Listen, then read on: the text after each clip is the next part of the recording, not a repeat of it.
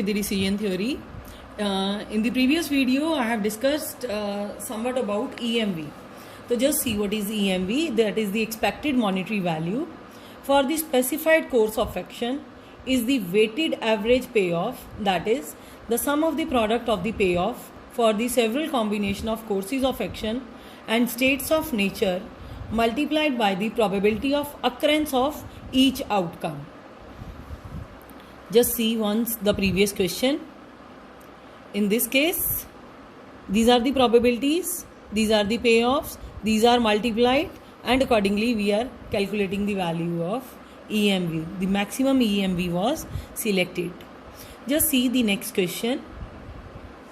A retailer has to decide as the optimum number of units to be stocked under given conditions. Conditions are cost price in season, that is rupees 12, selling price in season is rupees 18, bargain price after season is rupees 9, cost of holding beyond season is rupees 1.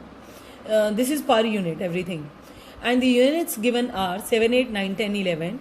And the probabilities given are 0.2, 0.2, 0.25, 0.15 and 0.2. Just see the table. So in this case, I have just made the payoff table directly. The stocks are 7, 8, 9, 10, 11. Similarly, the demand is 7, 8, 9, 10 and 11. Now, when the stock is 7 and the demand is 7, so the profit would be, this is the profit matrix. The profit would be selling price minus cost price. So 6 rupees is the profit, 18 minus 12. So it is the figure in the payoff would be for 7 in the stock and 7 as the demand, that is 42. Similarly, 7 is in stock and the demand is 8. So we can't meet the higher demand since we have only 7 units in our stock. So the payoff or the profit matrix would be, the payoff in this case would be 7 into 6, 42. Similarly, 7, 9 for that also. In stock we have 7, 7 into 6 it would be 42. Again 7 into 6 it would be 42. 7 into 6 it would be 42. Next comes when stock is 8 and demand is 7. Now in this case, what happens? When we have stock of 8 but the demand is 7. So 7 6 are 42. Now 1 unit is left because that is in stock. So now in that case the bargain price would be 9. So cost price was 12, bargain price is 9. So that means there would be a loss of 3 rupees. This 3 I have inserted over here, 42 minus 3. And this is beyond the season. When it is beyond the season, so the cost of holding beyond season is rupees 1. So it is going to be 42. 42 is the price for selling 7 units. 7 6 are 42. 3 would be the loss for 1 unit which is to be sold in the next season or it is to be held beyond the season, and 1 is the holding cost. So this amounts to 38. Similarly, 8 is the stock and 8 is the demand. 8 6 are 48. 8 is the stock, 9 is the demand. So 8 6 are 48. 8 6 are 48. 8 6 are 48. It matters when demand is more. If demand is less and if demand is more, the values does not matter because whatever we have in stock, only that much amount we can sell.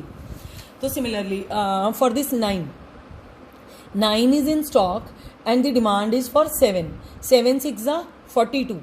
2 units are spare. 2 into 3 it would be 6. And cost of holding for 2 units would be 2. 42 minus 6 minus 2, it is going to be 34. I hope so I am clear. You can calculate it along with. Then similarly, 9 is in stock, 8 is in demand. 8 6 are 48. 3 rupees for 1 unit जो हमारा cell नहीं हुआ है, that you have to carry beyond the season. So 3 rupees would be the loss and 1 rupee would be the holding cost. So this amounts to 44. Similarly, 9 is in stock, 9 is also in demand. 9 6 are 54. 9 is in stock, 10 is the demand. 9 units only we can sell.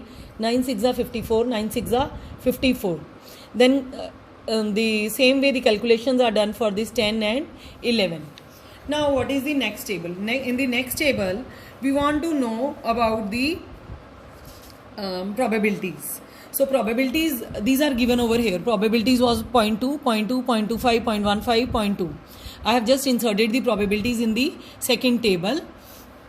just see the expected gains. First one is 7 when the stock was 7. 42 into 0.20, 42 into 0.20, 42 into 0.25, 42 into 0.15, 42 into 0.20. This total is going to be 42. This is the expected gain. Similarly, the expected gain when stock is 8, same thing we have done. 38 into 0.20, 48 into 0.20, 48 into 0.25, 48 into 0.15, 48 into 0.20. Adding all this, we get the expected gain to be 46. Similarly, the expected gain for 9 in stock is 48, then is 47.5 and 45.5.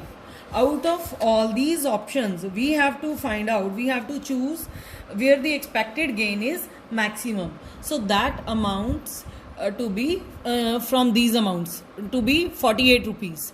So for 48 rupees, the probable stock, that is going to be 9. So in this case, the optimum stock level is 9 and the expected gain is, the maximum expected gain is rupees 48.